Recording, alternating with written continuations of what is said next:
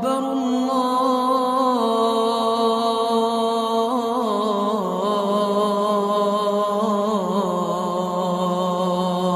أكبر. Assalamu alaikum wa rahmatullahi wa barakatuh. My brothers and sisters, this is the beautiful, beautiful month of Ramadan. It's the evening, and you know that we are allowed to eat during the evening. Once the sun sets, it's a sunnah, it's the practice of the Prophet, peace be upon him, to put something in your mouth almost immediately. So that is the sunnah, and what I definitely do know is sometimes people eat too much in Ramadan. I'm going to be more conscious of what I have this Ramadan, and I want to ask every one of you to be conscious of what you're going to be eating during the month of Ramadan. Try not to have too much of food even in the evening, because what it does, it makes one lethargic, it makes one lazy, it's not good for the health. Rather drink more liquids. So if you have water, if you have milk, if you have, depending on what your system likes, subhanallah, some yogurt, perhaps plain yogurt, it might be much healthier than filling yourself with all sorts of savories and food and eating as much as you can and want. Generally, you would calm down a lot if you didn't eat that much, even during the night. I really, reach out to my brothers and sisters in Europe and in the Northern Hemisphere, where they have very, very short nights and very, very long days. It's not so easy. It's very, very difficult. So I pray that you guys have a simple evening where time management is not so easy, because you have to open the fast.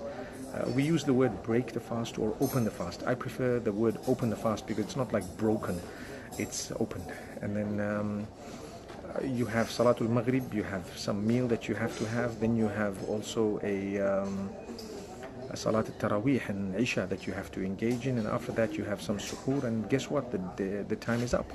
So you need to manage your time quite well. With the rest of the world, it's not so difficult. I was in Male in the Maldives yesterday, Doha today. Tomorrow I will be in Cape Town by the will of Allah subhanahu wa ta'ala. It's quite simple to fast during or in these places. I'm just having a quick cup of tea and some water before I actually leave for Cape Town, and I ask Allah subhanahu wa ta'ala to make it easy for every one of you and the fast. I also want to request everyone to keep praying, supplicating, calling out to the Almighty during this month, because at any time it is the time of the acceptance of these supplications and dua.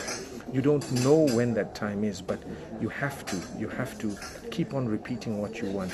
I have friends of mine who will request me to pray for them, but you know what, I have to request you to pray for me too, because who knows whose prayer is going to be accepted. That moment when your heart is so softened and you feel so close to the Almighty, keep repeating the same dua, and when the time is right, the Almighty will give it to you.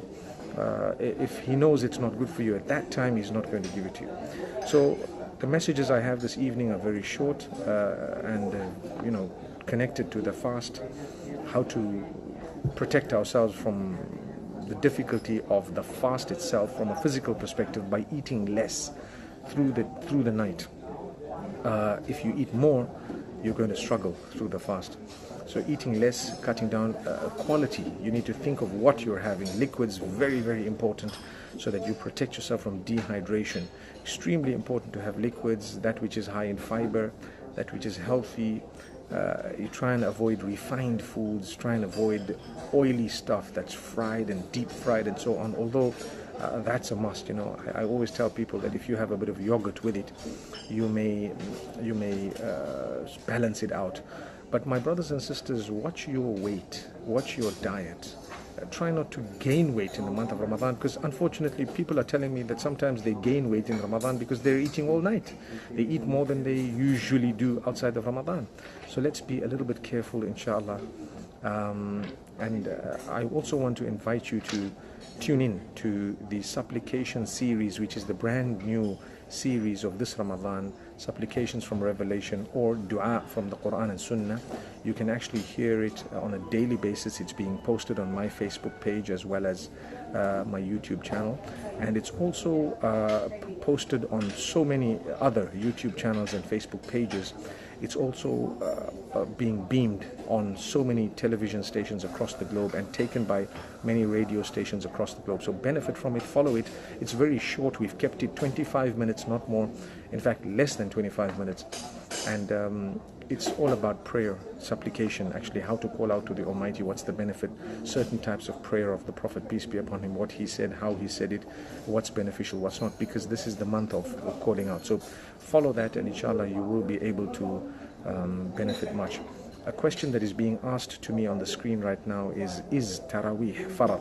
The answer is no, it's a sunnah, it's quite important. It doesn't mean that it's sunnah, so it's not important. You must fulfill it, and you must try your best not to miss it, because it's definitely an act of worship that is loved by Allah subhanahu wa ta'ala. May Allah bless you guys. I know that in some countries it's already sahur, some Australia might be fasting already, so I'm sorry to have shared with you this cup of tea, guys. But don't worry, I'm not anywhere near. And pray for the best. I hope to be back again soon with another post for the benefit of myself and every one of us. Assalamu alaikum.